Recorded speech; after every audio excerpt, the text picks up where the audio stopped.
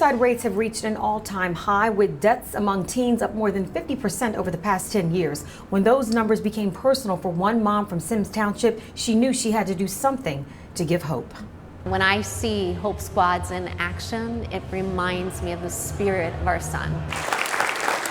Taking a stand against teen suicide. On this night, these high schoolers are being celebrated for doing just that. This award means a lot to me. Ben Wells is just one mighty member of Hope Squad, a national program that was brought to the tri-state after the painful loss of 15-year-old Grant Egbers. You know, it's grown beyond our expectations because there's such incredible need. Grant was Diane Egbers' son. The St. Xavier sophomore took his own life back in 2015.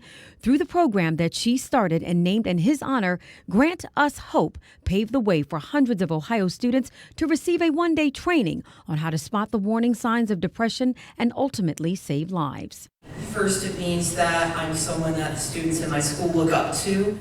And that, says Executive Director Keith Klein, is the key to Hope Squad's success. The student counselors are nominated by their own peers as good and trusted listeners.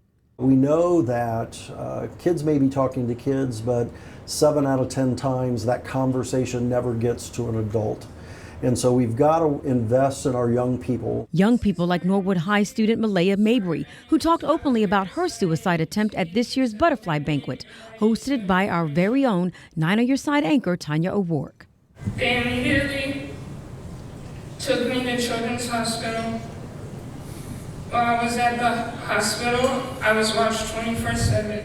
She lived to share her story and is now a Hope Squad ambassador, helping other kids in distress choose life. This wasn't the easiest thing to do because not everyone understands what it feels like to be alone.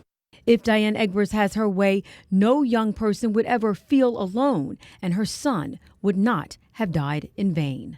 When I see Hope Squads in action, it reminds me of the spirit of our son. You know, the unconditional love and regard, the caring that these kids provide to other kids. They reach out to them and really try to get them help. That was the spirit of our son. And so it means something to me.